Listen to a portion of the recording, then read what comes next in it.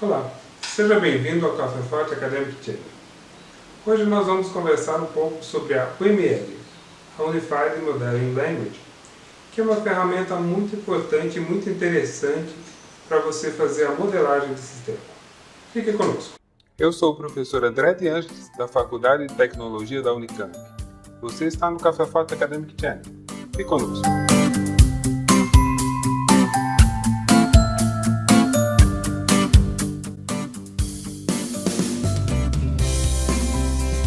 A UML é uma ferramenta muito importante para a modelagem de sistemas computacionais. Quando você vai desenvolver um software, você precisa projetar esse software, você precisa modelar esse software. Então nós vamos falar sobre essa ferramenta e nós vamos discutir um pouquinho modelos e modelagem, vamos passar por uma visão bem geral da UML e vamos enumerar os principais elementos da modelagem. É uma parte central das atividades que levam ao desenvolvimento de um bom software. É lógico que você pode fazer um software de qualquer jeito. É certo que um software muito simples prescinde de uma modelagem muito complicada. Mas também, por outro lado, é certo que se você tem um software complicado, um sistema complexo, grande, que envolve muita gente, você precisa não só modelar esse sistema no sentido de projetar, saber o que ele vai fazer, como ele vai fazer e tudo mais, mas também no sentido de passar essa informação para os outros. Qual é o modelo que você está seguindo? O que é que você está querendo fazer? Onde você quer chegar com esse software? E depois de tudo pronto, você tem que ter uma documentação desse software, certo? A UML nos ajuda em todos esses aspectos. O que é um modelo neste contexto? Só lembrando que a palavra modelo é usada em uma série de áreas com sentidos diferentes. Para o nosso caso, estamos pensando em desenvolvimento de software orientado a objeto e estamos falando de modelo. O que é um modelo? É uma simplificação da realidade, neste caso voltado à questão do desenvolvimento de software. Então, eu tenho o objetivo de produzir um sistema grande, complexo, que atenda a uma série de coisas, que seja extensível, que dê boa manutenção e tudo mais, mas eu preciso então modelar esse sistema. Preciso fazer um modelo em que eu consiga reduzir a complexidade e entender o que é que está acontecendo, que eu consiga verificar, fazer o projeto, comunicar esse projeto para outras pessoas e depois de tudo isso implementar e validar o projeto. Para falarmos em modelo, é interessante a gente lembrar esta frase que eu pus aí do slide, de George Box, que diz que todos os modelos são aproximações e, essencialmente, por isso mesmo, todos os modelos estão errados, mas alguns são úteis, são muito úteis. A UML é um modelo e, portanto, sofre da questão de ser errado no sentido de incompleto, no sentido de ser uma aproximação. O seu modelo UML não é o sistema rodando na frente do usuário, é uma aproximação dele. Mas com certeza uma das aproximações mais úteis que você pode encontrar por aí. Seguindo, por que é que nós usamos modelos então? Vamos resumir os principais pontos. Nós usamos modelos para visualizar e controlar a arquitetura do sistema. Lembrando que a orientação a objeto nós estamos focando em sistemas grandes. Não é um Hello World, é um sistema grande, é um sistema com muitas partes, muita complexidade envolvida. E aí você precisa ter um controle dessa questão toda. Qual é a arquitetura desse sistema? Como é que eu vou enxergar isso? Uma das questões para as quais usamos modelos. Nós precisamos compreender o sistema de elaboração. O que é que está acontecendo? O que é que eu estou fazendo? Para onde eu estou indo?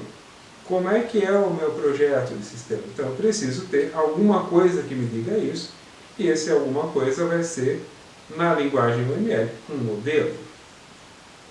Além de tudo, eu ainda posso, olhando esses modelos, expor, conseguir enxergar oportunidades para simplificar, oportunidades para reusar código, para fazer otimização, questões que eu achei que eram importantes deixaram de ser ao longo do projeto, ou ao contrário, questões inicialmente irrelevantes que passaram a ter importância. Então tudo isso é necessário para o nosso desenvolvimento de software. E a UML e os modelos nos ajudam nisso. É interessante lembrar que quando eu uso modelos, eu posso fazer a expressão desses modelos em diferentes níveis de precisão, ou, se você preferir, níveis de amplitude. Então eu posso ter um modelo mais geral, em que eu deixo de lado detalhes para entendimento das ideias principais do meu sistema. E posso ter modelos específicos, modelos mais detalhados, modelos que enfocam um aspecto, modelos que enfocam outro, certo? Uma analogia é, por exemplo, um projeto de um prédio. Você tem o projeto estrutural, que enfoca a questão das vigas, das fundações e tudo mais. Você tem o projeto elétrico, você tem o projeto hidráulico, o projeto de decoração. Se você joga tudo isso ao mesmo tempo, é difícil de você trabalhar. Mas se você pode separar isso, você tem uma ideia do seu projeto no geral e você tem visões específicas. Então, o modelo nos vai ajudar a fazer isso, a separar essas visões, esses aspectos, e oferecer para quem precisa a informação necessária de um jeito que possa ser absorvido. Você também deve pensar que o modelo está relacionado à realidade. Quanto mais fiel for o modelo, melhor fica o seu trabalho. Um modelo muito simples ou muito distante da sua realidade não vai te ajudar muito. Pode ser que seja uma ajuda se você não tiver mais nenhuma. Mas, quanto mais próximo à sua realidade, tanto melhor. E a OML vai tentar chegar muito próximo da sua realidade. E nós também devemos pensar que um modelo único é insuficiente para sistemas muito complexos. Vem daí a questão de ter diferentes modelos com diferentes precisões, diferentes detalhes, diferentes visões do mesmo sistema para que eu possa compreendê-lo no total. Depois de tudo isso, o que é a OML? A OML é uma linguagem padrão para o desenvolvimento, para a elaboração da estrutura de um projeto de software. É interessante que ela é uma linguagem, nós vamos ver que ela tem as suas regras, tem a sua sintaxe, tem a sua semântica. Ela é padronizada, significa que se eu aprendo o ML eu consigo me comunicar com outras pessoas que sabem o ML, assim como qualquer outra linguagem humana. Se eu sei português, eu falo com falantes de português, inglês com inglês e assim por diante. O MLês com o MLês, ou seja, fica muito mais fácil a comunicação entre desenvolvedores, projetistas, arquitetos e até mesmo usuários que sejam familiarizados com a linguagem. Para que nós podemos usar a OML? Para visualização do projeto, especificação do projeto, construção do nosso projeto e também documentação do projeto. Então, visualização, especificação, construção e documentação de artefatos para sistemas complexos de software. Ou seja, podemos fazer muita coisa com a OML. É por isso que ela é bastante difundida. A OML, então, tendo uma linguagem, ela tem um vocabulário. No caso, o vocabulário visual, ela é composta basicamente por uma simbologia gráfica. Então nós vamos ver figuras, ícones, se você preferir, que são o vocabulário da linguagem. Interessante é que esse vocabulário, tendo uma padronização, permite uma comunicação boa entre todos os atores envolvidos. Ela tem regras de construção, assim como a maior parte das linguagens humanas tem uma gramática. A OML tem as regras de construção, as regras que dizem o que é que eu posso fazer, o que é que eu não posso e o que é que significa as coisas que eu estou fazendo. A OML tem uma construção semântica sem ambiguidade, ou seja, quando eu escrevo alguma coisa corretamente em OML, esta construção não deixa dúvidas, ela não deixa ambiguidades de interpretação. Isso é muito importante. Caso contrário, cada um que fosse ler o documento iria entender alguma coisa diferente e nós teríamos muita dificuldade para fazer comunicação, coordenação e controle do nosso projeto. E é interessante perceber que o OML transcende o poder expressivo das linguagens de programação.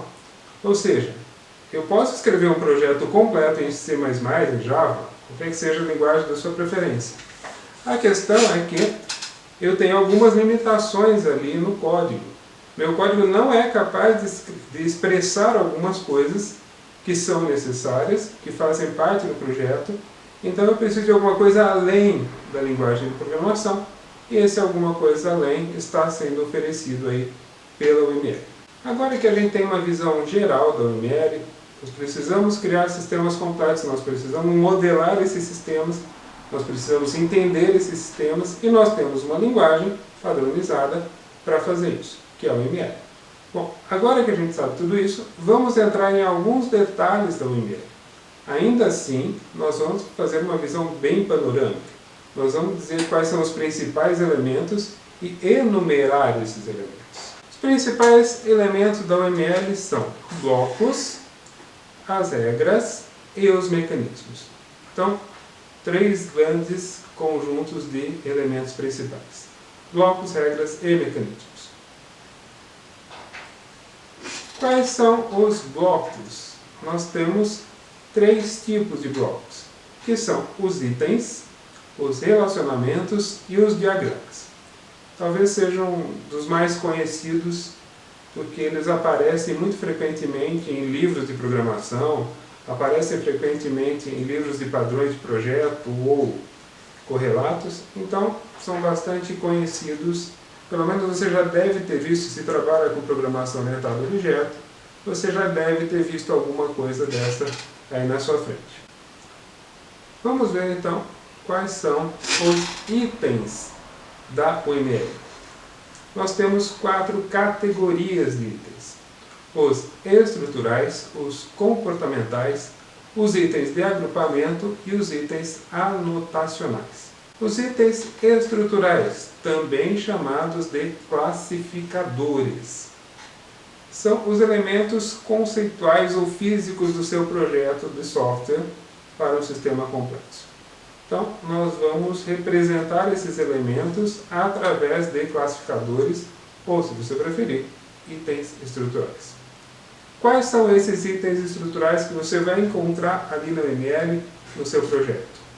São as classes, são as interfaces, as colaborações, casos de uso, classes ativas, componentes, artefatos e nós. A linguagem UML é bastante extensível, então pode ser que você encontre outras coisas que são itens classificadores, inclusive subtipos desses itens, extensões desses itens. Mas os principais são esses que a gente tem aí na lista que você vê no slide. Os itens comportamentais, eles retratam, eles representam, eles ajudam você a projetar e controlar a dinâmica, o comportamento do seu sistema ou de partes do seu sistema ao longo do tempo, ao longo do espaço. São 3 os possíveis: as interações, as máquinas de estado e as atividades. Esses 3 itens comportamentais vão nos ajudar a descrever a dinâmica, o tempo e o espaço do sistema ou parte dele. E, novamente, a extensibilidade permite que você encontre por aí subtipo, que você encontre extensões. Seguindo então para os itens de agrupamento. São itens que ajudam para organizar, para decompor o sistema em partes, enfim, para você, durante o projeto, durante o uso do UML, você reduzir a complexidade. Coisas que estão muito ali complexas, você pode organizar na forma de pacotes. São os itens de agrupamento, pacotes. E aí você coloca nos pacotes as coisas, você organiza esses pacotes, e você tem então uma decomposição do seu sistema, um aspecto de organização muito mais bem marcado. E veja, esse tipo de coisa você tem muita dificuldade de fazer numa linguagem de programação. Mesmo considerando os homônimos do Java pacotes, a gente agora está falando de uma coisa bem mais alto nível. Não estamos dizendo só para agrupar classes numa pasta, não. Nós estamos projetando alguma coisa complexa e organizando esse projeto em unidades chamadas pacotes, que são os nossos itens de agrupamento. E, por fim, os itens anotacionais, as notas, simplesmente as notas, que são aquelas coisas que nos ajudam a documentar no sentido de explicar o sistema. Então as notas vão ser os lugares em que eu posso fazer comentários, explicar aspectos do sistema. Novamente você vai encontrar subtipos, você vai encontrar bastante usos para as notas. Vistos os itens da UML, nós vamos agora para os relacionamentos, que são o segundo tipo de bloco da UML. São 4 relacionamentos possíveis para você modelar o seu sistema: dependência, associação, generalização e realização. Cada qual com o seu uso, cada qual com suas características, permite que você então modele os relacionamentos entre as partes. Vou deixar partes aqui no sentido bem amplo, entre as partes do seu sistema. E por fim, o último dos blocos são os diagramas. Há uma série de diagramas, eu listei aqui os principais. Você talvez encontre por aí outros além desses, e você talvez não use todos eles. O projeto vai demandar um subconjunto deles com muita probabilidade. Então, está aqui no slide, você vê que os diagramas oferecem para você diferentes perspectivas de visão do sistema. Então, um diagrama foca as classes, outro foca objetos, outro componentes, estruturas compostas, casos de uso, sequências, comunicações, estados do sistema, atividades, implantação do sistema. Você tem um diagrama para os pacotes para dizer como é que você organizou o seu sistema, temporização, visão geral da interação. Ou seja, uma série de diagramas, possivelmente você encontra mais do que eles, e espero que você não precise usar sempre todos ao mesmo tempo. Terminados os blocos, nós vamos para as regras semânticas da UML. Estas regras é que vão ajudar ou tentar garantir a consistência dos seus modelos. Então, essas regras dizem, por exemplo, como é que você dá nome às coisas, qual o escopo de cada coisa dentro do seu projeto, a visibilidade, os aspectos de integridade e execução. Então, como uma regra semântica ela diz significado, eu estou dizendo que cada um desses itens que você vê no slide é feito de uma forma que coloca um significado. Você não pode fazer de qualquer jeito. A forma que você faz, a regra semântica, aponta para um significado, e esse significado deve ser não ambíguo, de forma que qualquer um que tenha contato com o projeto entenda o que está acontecendo sem diferenças de interpretação. E os mecanismos básicos da UML. Quais são eles? Especificações, adornos, divisões e extensões. Esses mecanismos dão uma padronizada, é como se fossem estilos para a linguagem. Então, você vai fazer aí alguns acréscimos dentro daquilo que a gente já tinha visto, dos blocos e dos demais. Nós pretendemos passar por alguns detalhes da UML ao longo dos próximos vídeos, mas o nosso foco não vai ser explicar todas essas coisas.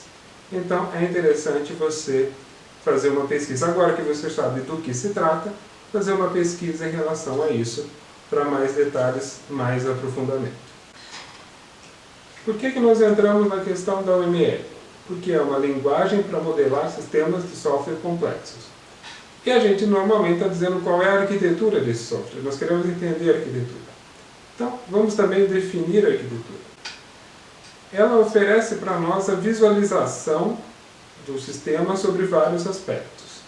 Então, podemos definir a arquitetura como conjunto de decisões significativas sobre 5 itens: organização do sistema de software, seleção de elementos estruturais e suas interfaces, comportamento segundo as colaborações definidas, composição de elementos em subsistemas cada vez maiores, cada vez mais complexos, e, finalmente, decisões sobre o estilo da arquitetura que vai ser adotado no seu projeto. Então, quando você define a arquitetura, você define não só quais são as classes que vão ser implementadas em Java ou C++. Você define tudo isso, como você organiza o seu software, como é que ele vai ser projetado, depois construído, Quais são os elementos que estruturam esse software e como é que eles se comunicam? Quais são as interfaces desse elemento? O comportamento das coisas dentro do seu sistema. Enfim, você provavelmente vai querer agrupar para reduzir a complexidade em alguns níveis. Níveis mais gerais, mais abstratos, níveis mais detalhados. Então você, ao longo da abordagem top-down, você vai agrupando coisas mais complexas em subsistemas. Aqui nós temos, eu adaptei do guia do usuário UML, essa figura, para você ver como é que a arquitetura pode dar diferentes visões. Então eu posso, e aí você vê o centro, o caso de uso, quais são os requisitos do sistema, o que eu devo fazer, o que se espera dele, e você consegue ter uma visão mais voltada para o projetista, mais voltada para o implementador, para o processo, para a implantação do sistema. Então, cada ator, cada pessoa envolvida pode ter uma visão mais própria ao seu trabalho. Certo? As informações deste vídeo saíram do livro UML, o Guia do Usuário. É esse livro aqui. Espero que a câmera foque certinho. Mas, de toda forma, a referência está aí. É a segunda edição do livro. Este exemplar é da segunda edição, de 2012. E eu deixo aí toda a referência, inclusive o SBN, se você quiser. Você está no Café Forte Academic Channel. Programação orientada a objeto, bem explicada. Eu sou o professor André de Ângeles. Espero você no próximo vídeo.